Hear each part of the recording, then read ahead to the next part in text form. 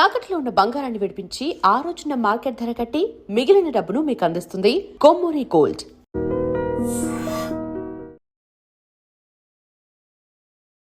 Hi hello నమస్తే, welcome back to our channel. నేను మీ వైష్ణవి, నాతో పాటు యాంకర్ రాజా గారు ఉన్నారు. సో ఎస్ఆర్హెచ్ అంటే ఐపీఎల్ రాబోతున్న సందర్భంగా ఎస్ఆర్హెచ్ టీం ఎలా ఉంది, బలగాలు ఏంటి, బలహీనతలు ఏంటి, బ్యాటింగ్ రూపంలో చాలా పటిష్టంగా కనిపిస్తున్నప్పటికీ బౌలింగ్లో చాలా తక్కువగా, అంటే ఏమవబోతుంది బౌలింగ్ లేకపోవడం వల్ల మరి టీం ఏమైనా వీక్గా ఉందా అనే సందేహాలు కూడా ఉన్నాయన్నమాట. సో ఈ విషయాలన్నిటి గురించి మాట్లాడడానికి ఈరోజు మాతో పాటు స్పోర్ట్స్ అనలిస్ట్ వెంకటేష్ గారు ఉన్నారు. సార్తో మాట్లాడదాం. Hello sir. నమస్తే. ఎలా ఉన్నారు సార్? Very good. సో బ్యాటింగ్లో ఇప్పుడు ఎస్పెషల్లీ ఇద్దరు టీ20 ప్లేయర్స్ మొన్ననే ఆడొచ్చిన ఫామ్లో బాగుండడం వల్ల అభిషేక్ శర్మ అలానే ఇషాన్ ఇద్దరు కనిపిస్తుంది. మరి బౌలింగ్ పరిస్థితి ఏంటి, అసలు బలాలు ఏంటి, బలహీనతలు ఏంటి, ఇవన్నిటి గురించి ఈరోజు డిస్కస్ చేద్దాం సార్. డెఫినెట్గా మీరు చెప్పినట్టుగానే SRH is looking very strong in batting. So వాళ్ళు ఏంటంటే ఆ బ్యాటింగ్ బలంతోనే ముందుకెళ్దామని నిర్ణయించుకున్నట్టుగా ఉన్నారు. బౌలింగ్ మీద పెద్ద శ్రద్ధ పెట్టలేదు వాళ్ళు. మీరు ఆక్షన్లో కూడా పెద్ద పెద్ద ప్లేయర్స్ కోసం వాళ్ళు వెళ్ళలేదు. బ్యాటింగ్ మరింత స్ట్రెంగ్ చేస్తున్నారు. మీరు చూడండి, లియామ్ లివింగ్స్టన్ లాంటి ప్లేయర్కి 13 కోట్లు పెట్టారు. సో అతను డౌన్ ది ఆర్డర్ ఆడతాడు. సో అలాంటి అంటే వాళ్ళకి ఆల్రెడీ మంచి ఫైర్ పవర్ ఉంది బ్యాటింగ్లో, దాన్ని ఇంకా స్ట్రెంగ్ చేస్తున్నారు. బౌలింగ్ మీద అంత దృష్టి పెట్టలేదు. అంటే ఉప్పల్ స్టేడియంలో కూడా బౌలర్స్ పెద్ద హెల్ప్ ఉండదు, అది కూడా ఒక కారణం వాళ్ళ హోమ్ గ్రౌండ్లో. సో వాట్ ఎవర్ మొత్తం మీద ఆ బ్యాటింగ్ బలంతోనే గెలవాలన్నట్టుగా ఉన్నారు. బౌలింగ్ కూడా ఈక్వల్ ఇంపార్టెంట్, దాని మీద ఎక్కువ దృష్టి పెట్టలేదేమో నాకు కూడా అనిపిస్తుంది సార్. దీనికి తోడు కమిన్స్ కూడా అందుబాటులో ఉండట్లేదు.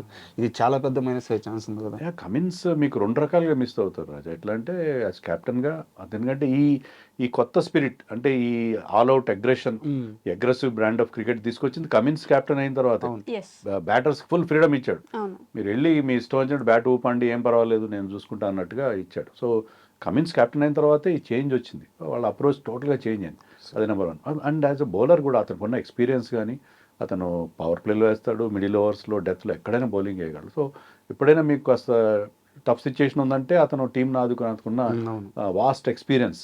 So they are going to miss him. అదే అతను ఏదో ఒక పాయింట్లో జాయిన్ అవుతాడు, మిడిల్ ఆఫ్ ది సీజన్లో ఎప్పుడు జాయిన్ అవుతాడన్న హోప్ అయితే ఉంది. ఇప్పుడు అనేది ఇంకా మనకు క్లారిటీ లేదు, బట్ విల్ డెఫినెట్లీ జాయిన్, దాంట్లో సందేహం లేదు. అండ్ ఇలాగే ఎస్ఆర్హెచ్లో ఉన్న మరో ప్రధానమైన సమస్య స్పిన్ విభాగంలో ఒక సీనియర్, అంటే కొంచెం బాగా అనుభవం ఉండి ఇంటర్నేషనల్ క్రికెట్ ఆడి ప్రెజర్ని హ్యాండిల్ చేయగల ఒక స్పిన్నర్ లేడు అని చెప్పి కూడా అనిపిస్తుంది. సో ఈ లోటు కూడా మీకు ఎలా కనిపిస్తుంది? అలానే షమీని పంపించేయడం కూడా 2 రకాలుగా మీరు అంటే ఎక్స్పీరియన్స్, షమీలో కూడా ఎక్స్పీరియన్స్. అలాగే స్పిన్నర్స్ విషయంలో మీకు రషీద్ ఖాన్ పోయినప్పటి నుంచి, రషీద్ ఖాన్ ఎప్పుడైతే వదులుకున్నారో అప్పటి నుంచి ఒక మంచి స్పిన్నర్ లేని పరిస్థితి ఎస్ఆర్హెచ్ చూస్తున్నాం. ఈసారి వాళ్ళకి ఛాన్స్ ఉండింది. ఏంటంటే సంబడి లైక్ రవి బిష్ణోయ్ ఆక్షన్లోకి వచ్చాడు. అతను ఐపీఎల్లో బ్రహ్మాండంగా పర్ఫామ్ చేసినవాడు. అతని కోసం ఏదో హాఫ్ హార్టెడ్గా వెళ్ళారు, ఆక్షన్లో అతను గట్టిగా ప్రయత్నించలేదు. మీరు లియామ్ లివింగ్స్టన్ తీసుకునే బదులు రవి బిష్ణోయ్ని తీసుకుంటే మీకు ఒక గన్ బౌలర్, స్పిన్ బౌలర్ దొరికిండేవాడు. కానీ వాళ్ళు ప్రయత్నం చేయలేదు. అది మనకి చాలా ఆశ్చర్యంగా అనిపించిన విషయం. ఏంటంటే ఉన్నారు కొత్త spinners, 2 left arm wrist spinners ఉన్నారు, క్రెయిన్స్ ఫులెట్రా అని చెప్పి, శివాంగ్ కుమార్ అని చెప్పి. వాళ్ళు ఎంతవరకు వాళ్ళ ఇన్ఎక్స్పీరియన్స్, ఎంతవరకు ఫేసింగ్ టఫ్ బ్యాటర్స్ వాళ్ళని ఫేస్ చేస్తూ ఎంతవరకు నెక్కువగా రాకాలని కొంత సందేహంగా ఉంది. సో స్పిన్ బౌలింగ్ విషయంలో కూడా వాళ్ళు సరైన దృష్టి పెట్టలేదు. జిషాన్ అన్సారీ కూడా ఉన్నాడు, had a decent domestic season, కానీ లాస్ట్ సీజన్లోనే అతను పెద్దగా పర్ఫామ్ చేయలేదు. మరి ఇన్ఎక్స్పీరియన్స్ స్పిన్ అటాక్ అనేది, ఎందుకంటే పోను మీకు సెకండ్ హాఫ్లో పిచ్చెస్ ఎప్పుడైతే కాస్త స్లో అవుతాయో, బాగా టైర్డ్ పిచ్చెస్ ఉంటాయి, దాంట్లో ఏంటంటే అప్పుడు స్పిన్నర్స్ చాలా కీ రోల్ ప్లే చేస్తారు. అప్పుడు ఎస్ఆర్హెచ్ స్పిన్ విభాగం ఖచ్చితంగా బలహీనంగా కనిపిస్తుంది. టెన్షన్లో ఆడగలిగిన ప్లేయర్స్ కూడా కాదు బౌలింగ్ విభాగంలో చూసుకుంటే వాళ్ళ టీం అన్నమాట. అదే ఎక్స్పీరియన్స్ మీకు counts there. Experience Brydon Carse ఉన్నాడు. బ్రైడన్ కార్స్ ఇంగ్లాండ్కి ఆ యాషెస్లో చాలా బాగా పర్ఫామ్ చేశాడు. అతను బ్యాటింగ్ కూడా చేయగలడు. సో కమిన్స్ వచ్చేంత వరకు అతనితో నడిపించుకోవాలి. అలా ఇషాన్ మలింగా కూడా లాస్ట్ సీజన్ చాలా బాగా బౌలింగ్ చేశాడు. మలింగాకి దగ్గర బంధువే అతను. సో అంత అలాంటి యార్కర్స్ వేయకపోయినా డెత్లో మంచి బౌలింగ్ వేయగల బౌలర్ అతను. అతని ఫిట్నెస్ విషయంలో కూడా క్వశ్చన్ మార్క్ ఉంది. అతను కూడా షోల్డర్ డిస్లొకేషన్ నుంచి బయటపడుతున్నాడు. ఇంకా శ్రీలంక బోర్డు వాళ్ళు అతనికి ఎన్ఓసీ ఇవ్వలేదు. సో ఆ ఎన్ఓసీ ఎప్పుడు ఇస్తారో, అతని టీంతో ఎప్పుడు జాయిన్ అవుతాడని క్వశ్చన్ మార్క్ అలానే ఉంది. సార్ నా దగ్గర అతిపెద్ద సమస్యకి సంబంధించిన ఒక క్వశ్చన్ ఉంది. యాక్చువల్గా ఎస్ఆర్హెచ్ బలం మొత్తం ఓపెనర్లో ఎలా చూసుకున్నా సరే మిడిల్ ఆర్డర్లో క్లాసిన్ ఉన్నాడన్న ఒక ధైర్యం ఎప్పటికీ ఎస్ఆర్హెచ్కి ఆ ధైర్యం ఉంటుంది. కానీ లాస్ట్ సీజన్కి ఇప్పుడు పోలిస్తే క్లాస్ ఇంటర్నేషనల్ క్రికెట్ ఆడడం కానీ క్రికెట్ యాక్టివ్గా ఉండడం కానీ చాలా తగ్గిపోయింది. సో అదే ఫాము అదే దూకుడు క్లాస్ని ఇప్పుడు చూపించగలరా? అదే పెద్ద క్వశ్చన్ మార్క్. అంటే క్లాసన్ మీకు ప్రతి సీజన్లో కన్సిస్టెంట్ పర్ఫార్మర్. మిడిల్ ఆర్డర్లో ముఖ్యంగా స్పిన్నర్స్ని ఆడడం కానీ ఫినిషింగ్ చేయడం కానీ అంతా క్లాసన్ చూసుకుంటాడు. అంటే ఒక బేస్ క్రియేట్ చేస్తే అభిషేక్ శర్మ లాంటి వాళ్ళు, ట్రావిస్ హెడ్ అంటే దాని మీద బ్రహ్మాండంగా ఫినిష్ చేసే రోల్ అతను ప్లే చేస్తాడు. సో క్లాసన్ మీరు అన్నట్టు ఇంటర్నేషనల్ క్రికెట్ రిటైర్ అయ్యాడు. సార్ అది ఒక విధంగా అతనికి రెస్ట్ ఇవ్వచ్చు, కానీ అతను టచ్లో లేని పరిస్థితి ఉంటుంది. ఇంటర్నేషనల్ క్రికెట్ ఆడితే మీరు మీ ప్రతిభకు సానబట్టుకోవడం అవుతుంది. అతను ఇటీవల ఈ SA20 ఆడాడు, తర్వాత ఏం ఆడలేదు అతను. SA20లో కూడా అతను ఫామ్ చాలా మిడిలింగ్ ఫామ్లో ఉన్నాడు అతను. సో అది కొంచెం క్లాసన్ సంగతి ఏంటి అనేది ఒక క్వశ్చన్ మార్క్. సో క్లాసన్ విషయంలో కూడా మరి అయితే క్లాసన్ ఈజ్ క్లాసన్, అతను ఆ క్లాస్ ఎప్పుడు అలాగే ఉంటుంది. సో ఐ థింక్ అతను ఖచ్చితంగా టీంకి టఫ్ సిచ్యుయేషన్లో ఆదుకుంటాడని చెప్పి నాకు నమ్మకం. మరి ట్రావిస్ హెడ్ విషయానికి వస్తే ఆయన ఫామ్ ఏమైనా ఈసారి ఆలోచింపదగ్గేలా ఉందంటారు సార్? ట్రావిస్ హెడ్ కూడా యాషెస్లో బాగానే పర్ఫామ్ చేశాడు, ఓకే, బట్ వరల్డ్ కప్లో సరిగ్గా ఆడలేదు. ఆడలేదు. కానీ ట్రావిస్ హెడ్ లాంటి ప్లేయర్స్ ఏంటంటే గ్యాప్ వచ్చింది, గ్యాప్ తర్వాత మళ్ళీ ఈ will pick up, no doubt. Travis Head ఏంటంటే ట్రావిస్ హెడ్ కానీ అభిషేక్, వీళ్ళకి ఎలాంటి బ్యాటింగ్ ఉంది? Travis Head, Abhishek Sharma, followed by Ishan Kishan captain, Nitish Kumar Reddy, Klaasen, Liam Livingstone, Salil Arora అని కొత్త ప్లేయర్ చాలా బాగా పర్ఫార్మెన్స్. వీళ్ళు ఏంటంటే ఒకరు Travis Head need not play 50-60 కొట్టాల్సిన పని లేదు. పవర్ ప్లేలో ఒక బ్రీజీ 30 కొట్టేసి వెళ్ళిపోయినా దాని మీద మిగతా వాళ్ళు అందుకుంటారు. సో ఆ రకంగా బిల్డ్ చేశారు వాళ్ళ టీంని. సో వాళ్ళు ఏంటంటే ఈ లిటిల్ క్యామియోస్ అవి సరిపోతాయి. So Travis Head need not be in great form. అతను ఏంటంటే ఒక మోస్తరు ఫామ్లో ఉన్న ఆ మంచి స్టార్ట్, ఎక్స్ప్లోజివ్ స్టార్ట్ అందించగలిగితే అభిషేక్తో కలిసి, అది పవర్ ప్లేని మీరు బాగా ఆప్టిమైజ్ చేయగలిగితే సరిపోతుంది. సార్ మీలాంటి వాళ్ళు డొమెస్టిక్ క్రికెట్ని కూడా చాలా క్లోజ్గా ఫాలో అవుతూ ఉంటారు. ఇషాన్ కిషన్ కెప్టెన్సీ స్కిల్స్ గురించి ఏం చెప్తారు? హ్యాండిల్ చేయగలరా? అతను ఎందుకంటే మీకు గుర్తుంటే 2016 అనుకుంటా he lead India under-19 world కప్లో, అప్పుడు రన్నర్ అప్ అనవాళ్ళు, రిషబ్ పంత్ వాళ్ళందరూ ఆడారు. దానికి అప్పుడే అతనే కెప్టెన్. సో అతనికి జూనియర్ లెవెల్ నుంచి కెప్టెన్సీ రోల్ నిర్వహించిన ఎక్స్పీరియన్స్ ఉంది. రీసెంట్గా ఏంటంటే 2 ఏళ్ళు ఇండియన్ టీంకి దూరంగా పెట్టినప్పుడు అతను జార్ఖండ్ని రెగ్యులర్గా లీడ్ చేశాడు. లీడ్ చేసి మొన్న సయీద్ ముస్తాక్ అలీలో టీంని గెలిపించాడు. కెప్టెన్గా 500 రన్స్ చేయడంతో పాటు man of the tournament and also టీంని గెలిపించాడు, ఫైనల్ కూడా గెలిపించి పెట్టాడు. సో అతను న్యాచురల్ లీడర్. అంటే మొన్న జరిగిన ప్రాక్టీస్ మ్యాచ్ల్లో ఆయన కోపం ఎక్కువ ప్రదర్శిస్తున్నట్టుగా కనిపించింది అని అన్నారు. అంటే వాళ్ళ టీమ్మేట్ ని అవుట్ చేసిన తర్వాత వెళ్ళిపోమన్నందుకు అప్పుడు బాగా కోపం ప్రదర్శించారు అంటే నేను చూసాను ఆ ఇన్సిడెంట్. ఆ బౌలర్ కూడా వెళ్ళిపోమన్నాడు అతను. అది కోపం వస్తుంది సహజంగానే. నేను ప్రాక్టీస్ మ్యాచ్ లో అంత సీరియస్ తీసుకోవాల్సిన అవసరం ఉంది. సో అది ఒక కొన్నిసార్లు టెంపర్స్ రైజ్ అవుతుంటాయి ప్రాక్టీస్ మ్యాచ్ లో రైజ్ అనుకోను నేను. ఎందుకంటే international experience, vast international experience ఉంది. మీకు అభిషేక్ శర్మ అనదర్ చాయిస్, కానీ అభిషేక్ శర్మని ఫ్రీగా వదిలేయాలి. అభిషేక్ శర్మ ఏంటంటే అతను ఆ ఫ్రీ ఫ్లోయింగ్ ఆడితే, క్యాప్టెన్సీ ఇస్తే అతని ఆట కొంచెం దెబ్బతినే. ట్రావిస్ హెడ్ కూడా లీడ్ చేశాడు, కానీ ఎందుకు ఈసారి ఐపీఎల్లో ప్రత్యేకత ఏంటంటే ప్రస్తుతానికి అయితే అందరూ ఇండియన్ క్యాప్టెన్సీ ఉన్నారు, గతంలో ఎప్పుడు లేని పరిస్థితి. సో అది చాలా మంచి డెవలప్మెంట్ కదా. ఇండియన్ క్యాప్టెన్స్ ఉంటే ప్లేయర్స్ కూడా కంఫర్ట్ ఉండదు వాళ్ళకి, భాష విషయంలో కానీ అన్నింటిలో. So SRH is the only team with foreign captain. అది కూడా ఇప్పుడు కమిన్స్ లేని నేపథ్యంలో ఇండియన్ క్యాప్టెన్ ఉంటాడు. ట్రావిస్ హెడ్ వరల్డ్ కప్లో కూడా 1-2 మ్యాచ్లో క్యాప్టెన్సీ చేసినట్టున్నాడు ఆస్ట్రేలియాకి. అతను కూడా కాదనుకుని ఇషాన్ కిషన్కి ఇవ్వడం natural choice and right choice నాకు. సార్ ఇంకో ప్లేయర్ మీద ఒక చిన్న అనాలిసిస్, హర్షల్ పటేల్ అని చెప్పి బౌలర్. సో తను ఖచ్చితంగా వికెట్ టేకర్, ఆ విషయంలో ఎలాంటి డౌట్ లేదు, ఖచ్చితంగా వికెట్స్ తీస్తాడు. కానీ తను ఎకానమీ కానీ తను ఇచ్చే పరుగులు కానీ చాలా ఎక్కువ ఉంటాయి. ఎప్పుడు ఓవర్కి 10 రన్స్ కంటే తక్కువ, ఇక్కడ మనోడు ఎకానమీయే 10 ఉందన్నమాట. సో ఈ సీజన్లో SRHకి హర్షల్ పటేల్ ఎంత యూజ్ కాబోతుంది? హర్షల్ పటేల్ మెయిన్ బౌలర్ నన్ను అడిగితే. ఎందుకంటే ఇప్పుడు ఉన్న మన ప్రజెంట్ లాట్లో మీకు ఖచ్చితంగా పర్ఫామ్ చేసే బౌలర్ ఎవరంటే హర్షల్ పటేల్. ఓకే, మీరు ఎకానమీ హై అన్నారు, కానీ హర్షల్ పటేల్ ఏ ఓవర్లు వేస్తాడు? డిఫికల్ట్ ఓవర్స్ వేస్తాడు. అతను ఇప్పుడు కొన్నిసార్లు బ్యాక్ హ్యాండ్లోనే వస్తాడు, న్యూ బాల్తో బౌలింగ్ వేయడు మోస్ట్లీ. అతను 10 ఓవర్స్ తర్వాత వస్తాడు. ఎప్పుడైతే బ్యాట్స్మెన్ ఇంకా రెచ్చిపోయి ఆడుతుంటారో ఆ టైంలో డిఫికల్ట్ ఓవర్స్, డెత్ ఓవర్స్ వేస్తాడు. డెత్ ఓవర్స్లో ఏ బౌలర్ అయినా రన్స్కి వెళ్తాడు. But he has the knack of picking wickets. So అతను ప్రతి సీజన్లో అటు పర్పుల్ క్యాప్ 1-2 సార్లు, పర్పుల్ పటేల్ అని కూడా అంటారు. సో అతను వికెట్లు తీస్తాడు. Wicket taking is very very important. So అతను ఏంటంటే కొన్ని ఛాన్స్ తీసుకుంటాడు, వికెట్ టేకింగ్ డెలివరీస్ వేసి కొన్ని రన్స్ ఇచ్చినా సరే వికెట్లు తీసుకోవడం అనేది అతని రోల్ అది. సో హర్షల్ పటేల్ విషయం నాకు అలా నేను I watched SRH practice games.